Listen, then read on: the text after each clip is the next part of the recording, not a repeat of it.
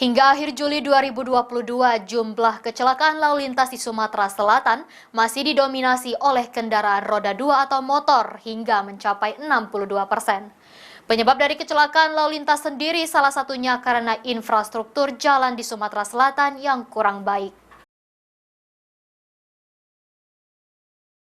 Kecelakaan lalu lintas di Sumatera Selatan saat ini terus alami peningkatan dan menimbulkan korban baik itu meninggal dunia maupun luka-luka.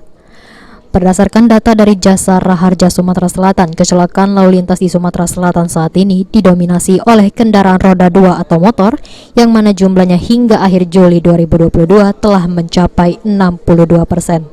Meningkatnya jumlah kecelakaan lalu lintas tersebut berdampak dengan jumlah asuransi yang disalurkan oleh Jasa Raharja Sumatera Selatan, di mana saat ini nominal asuransi yang disalurkan meningkat dibandingkan tahun sebelumnya.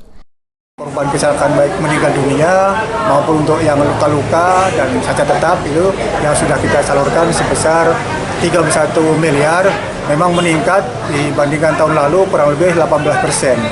Tahun lalu sekitar 26 miliar, sekarang 31 miliar. Selain karena kelalaian pengemudi saat membawa kendaraan, salah satu penyebab kecelakaan lalu lintas di Sumatera Selatan karena kurang mendukungnya infrastruktur khususnya jalan yang dilalui oleh pengendara kendaraan bermotor. Firman Hidayat, PAL TV.